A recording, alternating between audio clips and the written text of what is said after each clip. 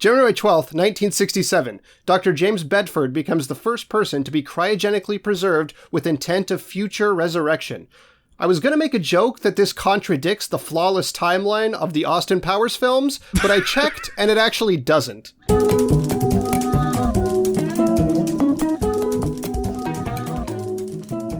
Welcome to The Revisionists. I'm Brian Flynn. I'm Zach Powers. And our guest is a fabulous, fabulous comedian. So glad to finally have her on. Please welcome Lizzie Wolfson. Thank you. Thanks for having me, you guys. This is fun. Thank you for being here. Now, listeners, this is a very special episode in that we are in a danker place than usual. We are in the... Yep. You're getting high in the marijuana room. Yep, it's definitely not a narc right there. Yeah. He smokes a lot of weed, huh? I don't know what you call an opium den for marijuana. I guess a college dorm? Yeah, or like a Dave Matthews concert or something like that. Let me rephrase. A college dorm unless it belongs to Brian Flynn. Yeah, that is true. Not cool enough. No, we are in the basement of Mutiny Information Cafe. Willingly, we are not trapped. I'm not there. No, Zach is not. Zach is free. Hashtag not trapped. Yeah, this is the first stop on our tour of Denver basements. So we'll be here. We'll be in the Molly Brown house. We'll be in the governor's mansion. Don't let that get around. I think the FBI has 2 active serial killers in Denver, so if the episodes stop, he found the wrong basement. There's only so many basements. There's only so many. Wait, is that true about the serial killers? No, I made that up. Okay, now he's scared. Good. Now he's scared for the next hour. Perfect. But I do like the idea of you just going to people's house and asking if you can record a podcast in their basement. Yeah, no one likes that idea. That I is just said explicitly that I like it because I don't have to be involved. You mean one person likes that idea? I'll bet our listeners would like it too because, again, they don't have to do it. Well, listeners, if you're new to the show, what we do each episode is we take a topic from history.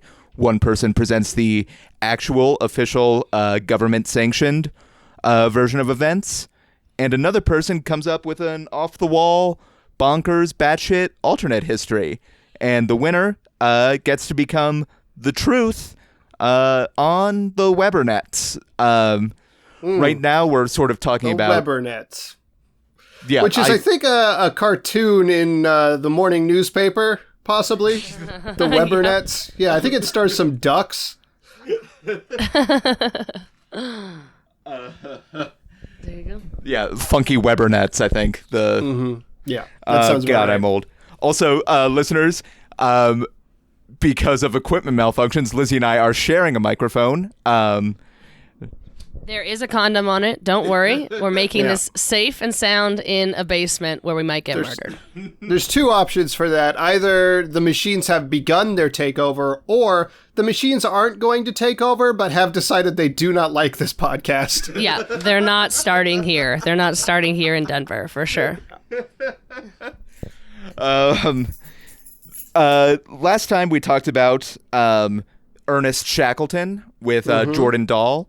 Yeah. And that episode was an absolute fever dream to get through, and so much fun. And the listener vote has determined that the alternate history has won out. Yeah. Zach, do you remember anything about the alternate Of course. history? The basic premise is that Ernest Shackleton was Ernest of the Ernest Goes To series. Mm-hmm. And I believe we determined that one day he was frozen and one day he will rise again, sort of in a Dalai Lama-esque ritual where he'll pick Vern's hat or something. Yeah, that was it. Yeah, Jesus something like fucking that. Christ. I love this. Well, this time, this is another big fucking episode. Because we're going to be talking about Amelia Earhart. So, Lizzie, you're going to be doing the true story. And Zach, you're going to be doing the alternate. Mm-hmm. So, Lizzie, whenever you're ready, Yeah. take it away. Hey there, this is Brian reminding you that The Revisionist is supported by listeners just like you. You can make a pledge and get rewards like shirts and even the right to vote over at patreon.com/therevisionists. I do think Amelia Earhart is actually very interesting. I thought, as I did the research and stuff, not so just for her one flight, because that's her most famous thing that she did, was just the one flight trying to go around the world. The one and one of her the flight that did not work out. Exactly. That's exactly why it's so interesting, is because it's the one that she failed at. Like, she did so many other things, and the thing that makes her most famous is one thing that she failed at, which is great for women history. You know what I mean? Like, how did we get there? And how surprising. Right, exactly. That she did. Everybody told her not to do it because she was a woman, and turns out it killed her. But I do think if we're gonna just talk about like her beginning and stuff like that, it's not like she started in a plane. She wasn't born in a plane. She had to get there somehow, through her age. And also, I would like to say, just to start off, because I might keep on saying this over and over again, she was definitely lesbian. So if we're just going to say, we're going to start off with that. She's definitely, I am also a lesbian, so I can say it. It's okay. But she did a lot of queer things growing up, and I love that part of it the most, actually. That's the most fun. So she grew up with like a kind of normal household and whatever. Her dad was a little bit of a drunk. Her mom came from money. So that's kind of how they had their money most of the time. She did grow up at one point and was known for wearing pants most of the time, which was not normal back then. So she was wearing boomers, which is like kind of like and almost kind of lies into her like her style later, which I think is really interesting. But she was definitely like adventurous. She would try to hang out with the boys all the time. She was trying to like, they made like a roller coaster one time and flipped it, and she kept on trying to make it, and like, yeah, just like fun dude things. Also, I did the same thing growing up, so just grew up in a different time. I was born in '89, a little bit different. I was allowed to hang out with the boys. She grew up in Kansas, a place so boring that even flying over it sucks. Exactly, and that's why she wanted to get out. She wanted to fly out of there. She chose a tornado, and then chose a plane. Both choices equally dangerous at the time. Right. Also, very interesting too. She also they don't talk much about her mother, but her mother was the first the first woman to hike Pikes Peak, which is one of Denver's or one of Colorado's 14ers. It's outside of Colorado Springs. So that comes back to us a little bit, which is kind of cool because it's not like she spent that much time in Colorado. So she began taking flying lessons in 1921, and then she immediately purchased her first plane that she called the Canary, which is like a yellow plane, which I think is kind of cool. It'll come back again, but just very flashy. I like the flashiness of it, She's fancy, which I am too. I would buy a yellow plane. What color plane would you buy? No? Yeah, I think as a person, I would first of all not buy a plane based as I am a fear-based person. So who would prefer other people to do my flying for me. If it was a bicycle, what color bicycle would you get? Again, the fear factor is going to be a problem. All of it's too quick. I get it. Sneakers, you'd have to walk in sneakers. Yellow sneakers? Yeah, I mean, maybe like, can we go back to some kind of wheelchair or I don't know, those specialized track that I could put in? You also say wheelchair like it hasn't been invented before. Maybe those things like in old movies that old people have that's like the rail that goes up the stairs for them. There you go. That's good. I'd get a yellow one of those. There we go. We could call that the Canary too. The lame Canary is what you would have. Yeah. She had the cool Canary though. So she did start flying. It was like her whole thing. There were other women who were flying. There were other World War I and II both had women. So it wasn't like she was the first woman, but she started like breaking out and really like showing Now off. I'm just picturing like a propaganda poster for World War I and or II that just says at the bottom, now with women. Yeah, plus some women who actually did a lot. So she did like her whole thing really was that she was just, it was like world records. That's all she was trying to do. You know what I mean? Like she wasn't saving people like that. She was a nurse at one point in World War I, and ended up getting sick from a flu at the end, which later would actually hurt her with all of her aviator stuff because she consistently had problems with her ears and stuff like that. During the Spanish flu outbreak of like 1918, which killed quite a lot of people. Yeah, so she was lucky to get out of there. So she was always definitely she was never going to be a wife that stayed at home and, you know, had kids and she wanted to get out there and do stuff and get her hands dirty. She was the first woman to fly over the Atlantic, which was kind of one of her first records that she broke. And I'm pretty sure that was also the one that she mostly flew with men, which is also funny to me too. That she wasn't, most of the stuff that she did wasn't solo. She was normally flying with men, but they definitely like kind of built that idea of her up. When she first started flying, also, when she first started getting lessons, she wanted to look more like men that were also flying, so she cut her hair short and she got a used leather jacket and she slept in that leather jacket for months so that it would look more worn. Gay. Just gonna say, if I had a nickel for every lesbian that I know that has slept in their leather boots to make them look worn. And I remember reading during those lessons, she had to like, her family gathered up like $1,000 for her, which in, 1920s money or whatever was like, I don't know, $1 million, I guess. And she had to take the bus to the end of the line and then walk 4 additional miles every day to get to her flying lessons. Yeah, it sounds like something my grandpa would have said too. No, to get to their flying lessons. But yeah, she did have to work pretty hard for that. Again, the only reason they didn't have money was because of her dad. Her dad was just he was a lawyer, but he was a drunk.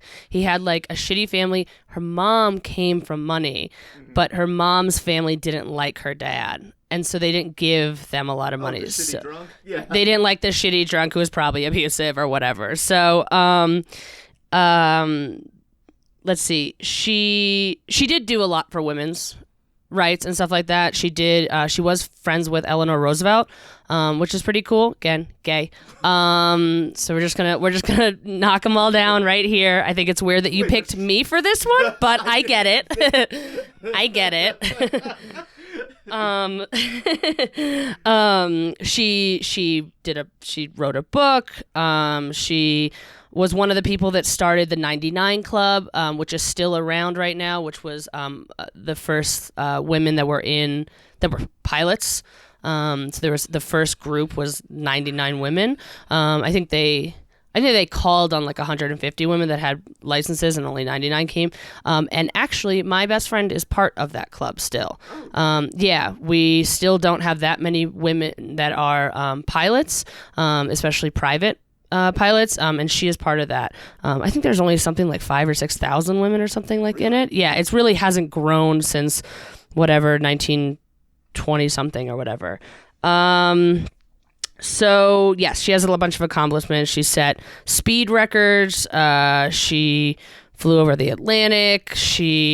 Height was a big thing, too. She was one of the first women to go over 18,000 feet in the air.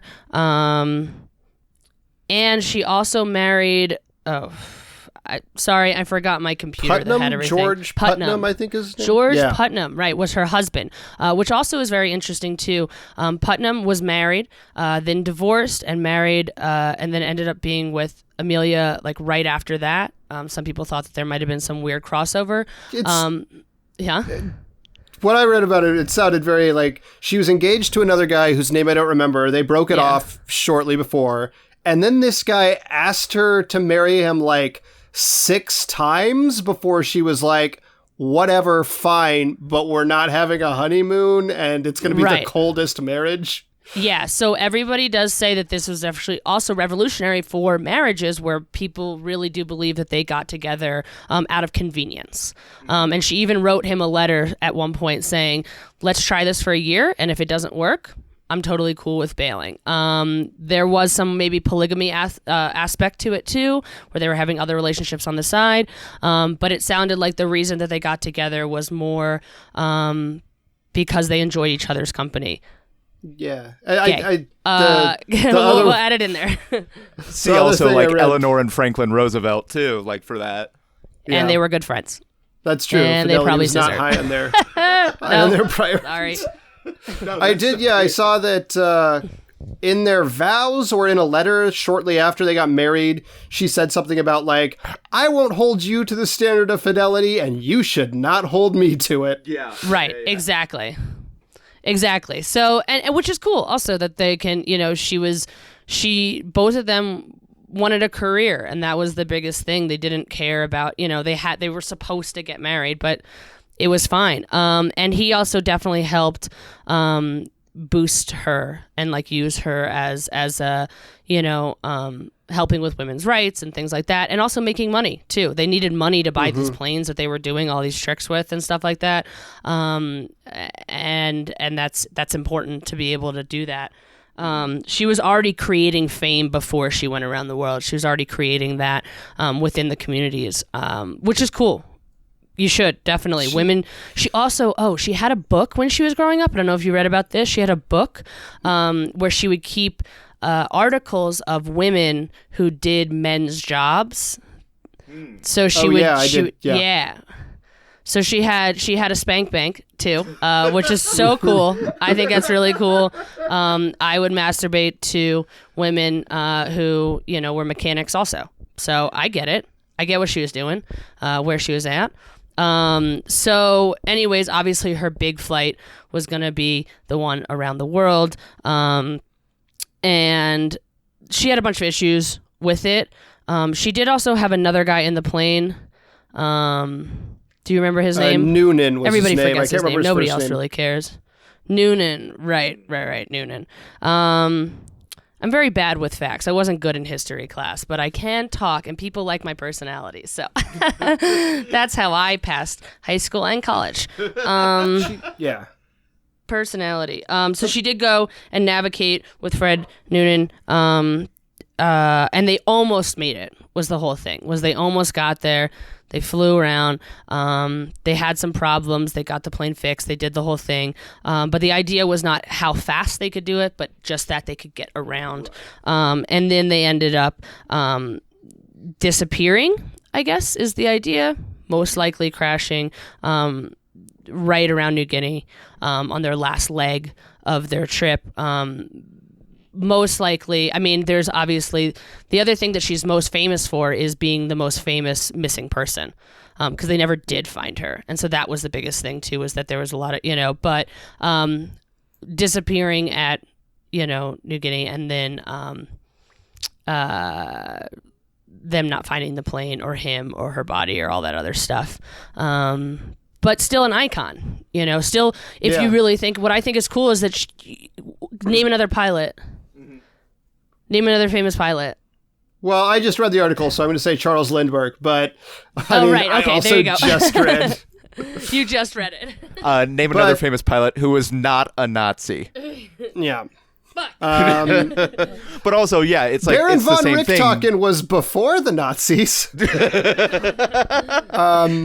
also, Sully it's like Sullenberger. There we go. Yeah, Tom Hanks, fucking fine. But still, like it's a the short thing about list. her is like the last 1%,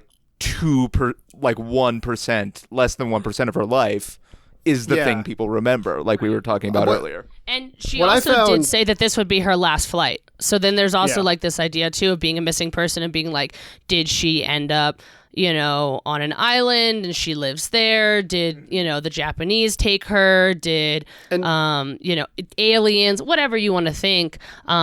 But she did say she was done after this, and she wasn't So, to die at the very end, maybe bad juju on her part. She probably should have not said that it was her last flight, because it ended up being her last flight. There was a lot of technical stuff about how there might have been flaws in the radios, like they couldn't go to a high enough frequency to communicate with the ship that was nearby, and like there was a storm, so they couldn't direct each other because the radios weren't properly communicating. And so she was basically just lost over the sea, running out of fuel. Oh, the other fact that I heard about her too, which I thought was interesting, is obviously all of these flights would take a long time. And this last leg was like she was in there for like 20 hours or something like that. One of the things that she used to do was wear men's underwear. And she would have like a little like funnel so that she could pee in the plane. Gay. Also, it's just great idea. She made a fake penis for herself while she was in the plane. Is she a genius, or did she want? I don't know. Who knows? And I'm okay with all of it, dude. I am okay with all of it. She, like I said, she's definitely very important for women in general. So and cool to look at, especially even for pilots. When still even now with so many pilots, there's still like 5% of pilots are women or something like that. Like we're still not doing it yet, Yeah. I just, and there's so much about her that I found I didn't know prior to doing this, like her path to, I guess, celebrity. And I didn't realize how much at the time she was like a full-blown celebrity of the time. Like she did that cross-country flight with this guy Stoltz, and she even said like, well, that guy did all the flying because she wasn't trained for it yet. But then she became like, she worked for Cosmopolitan and had like clothing and bag lines and did the first flight from fashion line. Honolulu to Los Angeles. Like she did all kinds of stuff. And she was called like Lady Lindy because she was the big female pilot of the time. After Charles Lindbergh. Right. And she also liked to go by AE, which is cool. Again, also changing her name. Very normal with queer individuals and stuff like that, trying to not be as feminine as she was. She did have a line of clothing at one point that they sold in Macy's, actually. And again, I feel like this was a lot of Putnam stuff of just kind of bringing her up and being like, we have a woman who fits the idea of what we want pilots to look like as a female pilot, still a little bit on that masculinity side, and push it. Why not? Also Putnam, by the way, I think he ended up having like I think after her, he had like 2 marriages and then all unsuccessful. I don't even think he had kids or anything like that. So, again, 4 marriages to women and nothing's working. I get they were together because it made sense and it seemed like they made a business deal and it worked really well for them. And there was never anything about them not getting along. It seemed more like a business deal though. She told him straight up, like, listen, I am not going by Mrs. Putnam. You might even have to go by Mr. Earhart sometimes. Like, I think there was conflict because at the time, the New York Times required that they to call wives by their husbands' names, and she was like, yeah, fuck that, I don't want to do it. See? So and again, I don't want to just say that the only reason she did those things was because she might have been gay, but it had a lot of signs, and that's also good for the queer community too, to see that we can do things also, even if she never came out, it doesn't matter. But yes, I think it was very cool that she was also just an independent woman, which I think is the most important thing. Always independent between all the things that she did. And I miss her every single day. No, I'm sorry, I didn't know how to end that. How do I end that? How do I make it memorable? Fuck. We'll play a clip of Candle in the Wind right here for about 30 seconds. Thank you. God, I can't afford that shit. Jesus. All right, just do a cover. Do a knockoff Weird Al cover, Brian. Come on. Do like you lived your life like a torch in the blizzard. Okay, cool. I'll just put that on loop then. Lizzie, thank you. Yeah, like a Zippo in a hurricane. The fucking asylum version of Candle in the Wind. Every week, Denver's own Real Nerds Podcast sees a new movie and we podcast our experience to the world. I think sometimes we're funny. Yeah, sometimes when I'm talking, not when you're talking, not when you're talking. Oh, You know, it might help if you told them that we're on iTunes or we're on Stitcher so they could find a place there you can actually listen to us. Oh, okay, Brad. We're also on Twitter at Real Nerds, and we have an Instagram account. Boom. Commercial, Brad. Cut, paste, upload. We like to have fun. Sure. I like fun. James, you're very bad at improv. RealNerdsPodcast.com. But Zach, whenever you're ready. Yeah. So I'm going to, for the accurate account of Amelia Earhart, start near the end. There is, of course, speculation that she survived the world circumnavigation, like the Equator tour that she was doing with, his name was Fred Newton. I looked that up, as her navigator. She went down near Howard's Island, and some people think that she and Fred went to Howard's Island and that possibly her skeleton was recovered there. All of these theories are mostly debunked, and that's because she didn't go to Howard's Island. She landed on Brigadoon, the city that appears for one day This is like the every fifth 10 time years. you brought up Brigadoon. Brigadoon is a very important part of history. For those of you who don't know what Brigadoon is, of course, it's a mythical island that appears for one day every 10 years. And from the perspective of the people on Brigadoon, only one day passes for every 10 years. So she disappears and spends a few days, i.e. decades, recuperating on Brigadoon in the Brigadoon Hospital? The St. Jude's Brigadoon Hospital? Oh, that's way better than Brigadoon General. Yeah. Our corporation, huh? They go everywhere. Yeah, she had Blue Cross, right? This it's Yeah, a health maybe one United. thing. I don't know. Yeah, you know what? Brigadoon has universal health care because they're leaps and bounds ahead of us. Regardless, she and Noonan wake up and they're like, "We got to get out of this place," and so they devise a plan to steal a ship and leave Brigadoon. Calling themselves the Oceans 2 because they were on the ocean and there were two of them. And so they devise a daring heist. Amelia crafts a wicker seahorse and gets inside of it. And while the ship guard came to look it out, George just stabbed him in the face. Fred just stabbed him in the face. And then when he was dead, they took the ship. Dude.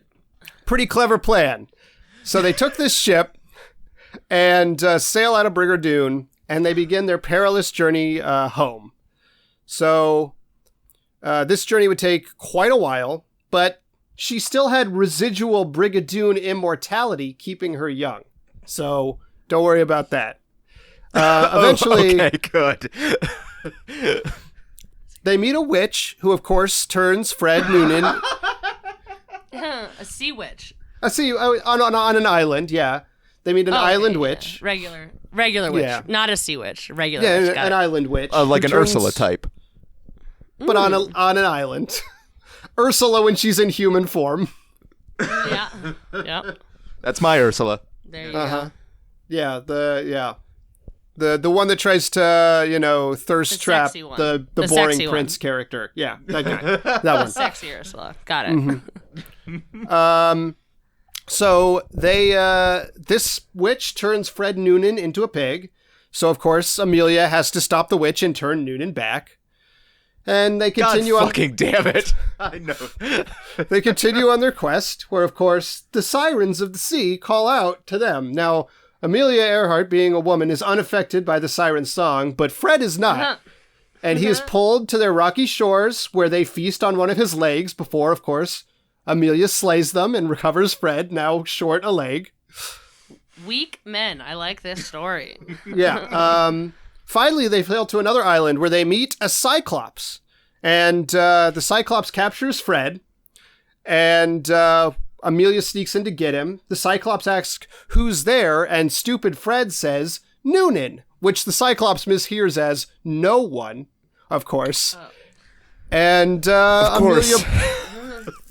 Amelia blinds the Cyclops, and he says, "No one is hurting me." And so the other Cyclopses think nothing is wrong. Finally, they run across Scylla and Charybdis, and Fred gets hurt by Scylla and then Charybdis, and Amelia has to save him from both. Anyways, they finally get home. Wow, I thought you were going to go way more in depth with the Odyssey there. They finally get home, and finally Noonan hits on a lady that Amelia also had her eye on, so she shoots him with an arrow, and he dies. And that's the end of Fred. But Amelia, upon arriving home, instead of reclaiming her former, fame and glory, goes into hiding. But why? Well, now we have to go back into the past and discover something about Amelia's history before her expedition. So, back when she was a kid, Amelia went sometimes by nicknames like Millie or Mealy or Melly. And so, in her second career, she occasionally went by the name Melly. She was sort of a shyster. She did simple cons on stupid rubes to get her money when she was a youngster while her dad was a drunk, drinking it all away. Yeah. And she got a law degree on the sly, and she began repping dangerous, old-timey drug dealers like Walter Whitman and Stringer Graham Bell and others of the sort. Setting out a bunch of ads for her services using the recent invention of the telephone, and they went, "Better telly Melly whenever you're in trouble." And so she became an official corrupt lawyer for drug dealers, people who did whatever was big before meth. I don't know. Meth, beta meth. I think, yeah, that's right. So she was helping beta meth dealers, and she got on her tail an investigation led by none other than Robert Mueller, the negative third, who of course was after her, and she married Putnam, her accountant, for all of her illegal dealings in a loveless marriage. Unfortunately, Putnam was also Robert Mueller, the negative third's brother-in-law.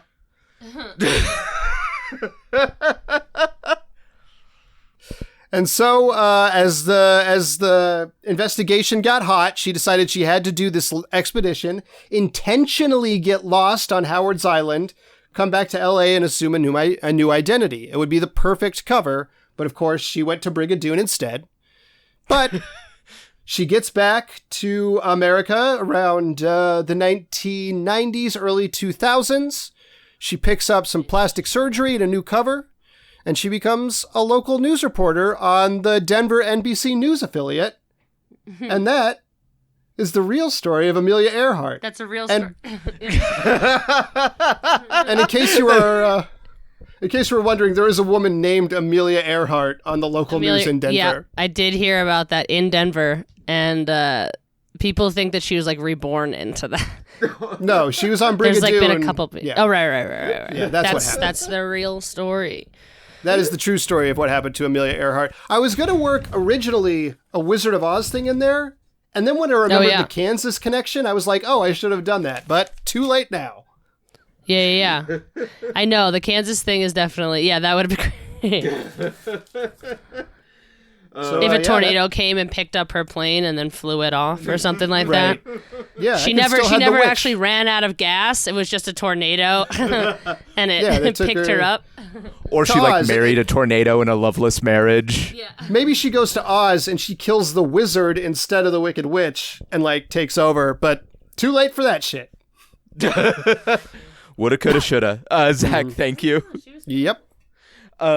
Before we wrap up, listeners, I just want to remind you that you can always interact with us via the social medias, Facebook, Twitter, Instagram, or revisionistpodcast.com.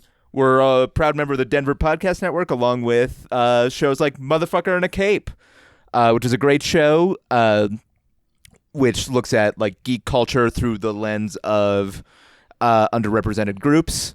and it's really, really great. R. Allen Brooks hosts it. He has a great comic series called The Burning Metronome. You should check that out.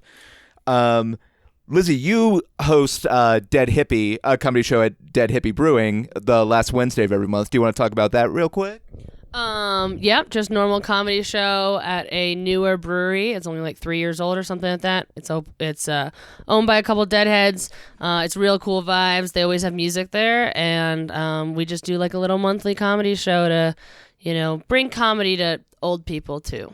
That's the most important thing. It can't just be a young man's game. We gotta make sure the oldies like us too, and that's what I do. Yeah. The olds need to laugh a little bit. Yeah. There's got to be a place where the olds can get comedy that isn't just old people talking about college campuses being too PC or whatever. Yeah, right. An alternative to that. Also, Lizzie is great. You can find her on all the social media, too. If you get a chance to see her, please do.